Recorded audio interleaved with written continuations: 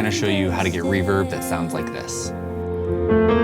Make me your vessel, make me an offering, make me whatever you want me to be. So before we jump into all the details, I'm just gonna turn on the raw vocal and then start adding in the individual reverbs and delay to show you what it all does together. Making new wine. All right, so that's just the raw vocal.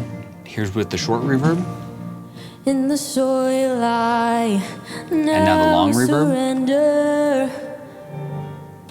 You are breaking And now with the delay. new ground. Now that you know what those sound like, let's jump in. So just as a general overview, I like to do reverbs that are based on a room. So that could be an actual room reverb, it could be a hall, or my personal favorite is chambers. Also, as a general rule, I like to do 2 reverbs and then a delay. One reverb being somewhere between 1.5 to 2 seconds, and then the other reverb being somewhere between 3 to 4.5 seconds. The delay is typically a pretty heavily filtered quarter note delay. So my favorite reverb to use for the short reverb is the Abbey Chambers reverb. Here's a picture of the exact settings that I use. I basically opened up the smooth vocal preset and then tweaked it a little bit. I set the reverb type to be mirror, the position to be far, and then I set the time to be as long as it would go, which in this plugin is only about 1.5 seconds. Now for the long reverb, my favorite reverb to go with is H-Reverb. My favorite preset is the Greg Wells Vocal Reverb of Goodness. I think the name kind of says it all there. For this, I set the pre-delay around 90 milliseconds, and then I actually have this reverb going 4.58 seconds long, which is quite long. You can also see I'm using the EQ on the actual reverb a little bit. So I'm cutting the low end off at about 170, and then I have a little bit of a shelf quieting everything down above about 3K.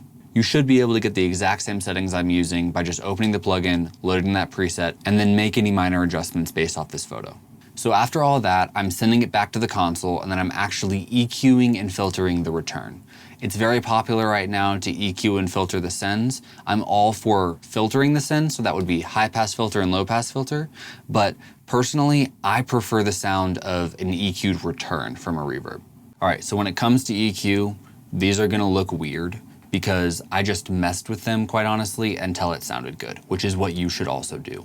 As a general rule, I like to take each band, boost it medium to narrow, sweep around until I find something unpleasant, and then cut that and widen it. For the most part, we're gonna wanna make wide cuts here. Now I'm gonna show you what each reverb and delay sounds like before and after EQ. Here's just the short verb, and I'm gonna turn it up a little bit so you can hear it. So here's what the EQ looks like. I can hear you shouting through the internet now. You just turned it down, but it sounds different, and also, who cares? It's digital trim, why does it matter? So this is with the EQ in, and this is with it out. What I'm going for really is trying to make it sound less overwhelming. So I tried to take out any big resonances or things that just generally sound unnatural. So this is with it in again.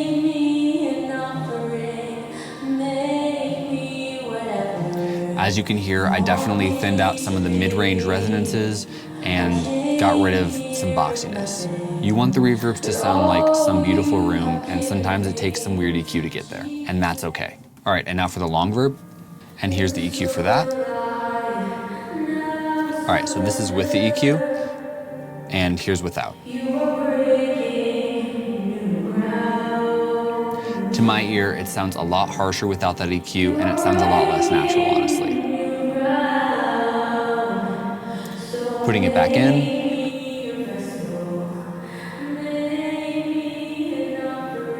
I think that sounds a lot better. All right, and now for the delay. This one's really, really simple. When it comes to the delay, I'm not doing anything special at all. I'm using the built-in console delay that is just doing a quarter note repeat with about 28% feedback and about 840 milliseconds of delay, but that obviously changes based on the tap. When it comes to EQing the delay, I really don't do much. What I end up doing is just a high pass filter and low pass filter. Those look like this.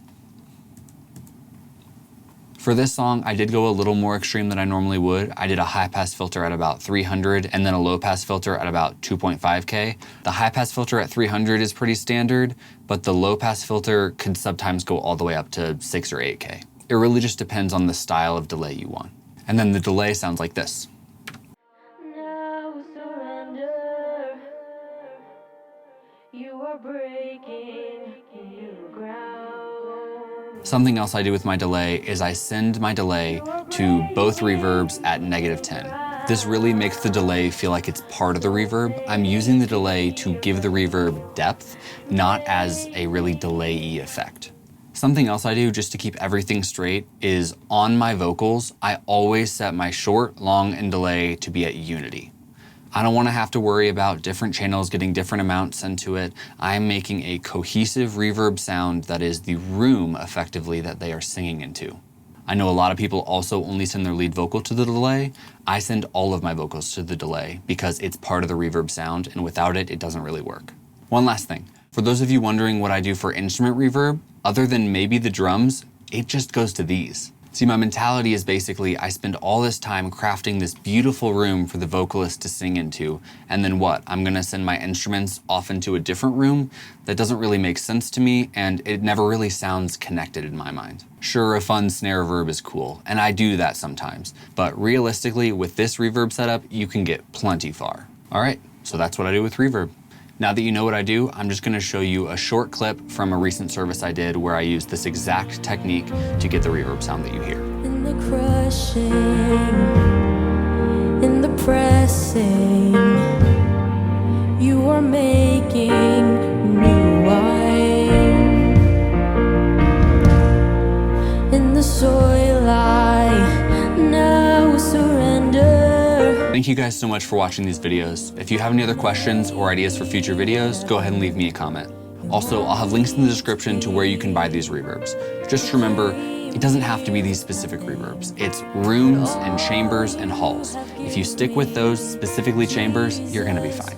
All right, thank you guys so much. See you later. Out of me, Jesus, bring new wine.